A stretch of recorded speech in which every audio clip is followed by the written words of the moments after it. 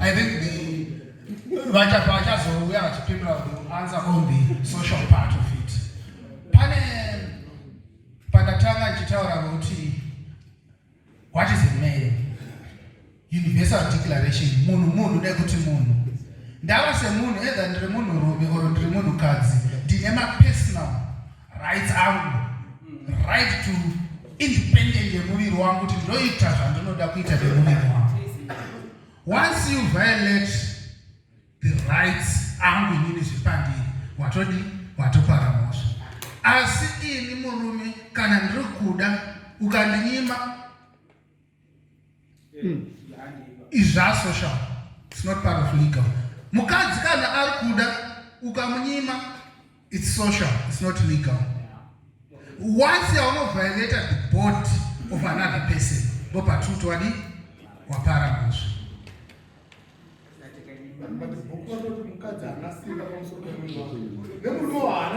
Pamusoro pomuviri wake ende kana vanhu vakanangwa vanyama imwe chete saka ikenoti violence marights angu nokuti tiri nyama imwe chete.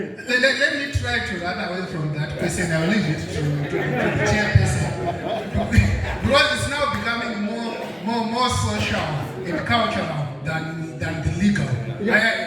Chiri kuti pakudaro ndo pari kukonzera kuti muite masmall house akawandisa vanhu. Why? It's because we are not satisfied somewhere. Mumba mangu. Mutemo iwayo dai waigona kugadzirisa. Ameroti ndichakuanza zvinokugutsa here.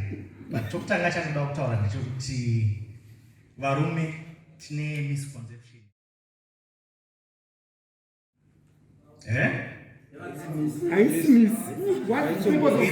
It's a misconception. Because ndati vazhinji vedu titori nemisconception iyoyo. You have no right. Tikazvitora seizvozvo tinogona kukasira kunzwisa nyaya yekuzama kutaura nezvayo. Chinhu chinonzi rape changa chitaurwa nemurume. Definition yeRape is very, very simple.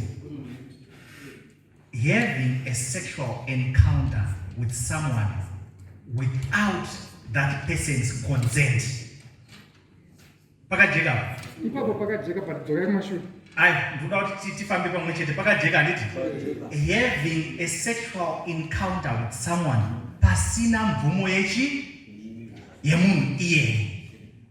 Whether uri kuda, whether zvakamira sei pauri, munhu wauri kuita paari kana asingade, watombunyinkidza munhu iye. So kana tiri kana munhu ari muwanano hazvibvisi marights aanenge anawo sei semunhu. Anogona kuda kana kusada, whether ari muwanano kana kuti asi same with you. Mai vana vanogona kutouya kwamuri vachiti ndiri kuda, imi musingawo kuda. Vakakumanikidzai vanenge vakumbunikidza. Ndo pakachitaurwa nemurume uyu pamutemo kuti mutemo hauna kuti uyu murume uyu mukadzi. Handiti mutemo wedu wakafanana, unoapply both sides. Saka ngatinzwisisei chinhu chinonzi consent. I know maoko achada kuinda kuBhaibheri nekudii. But Suppose a marriage day. Why should I marry? Do I marry to ask somebody for something? Why?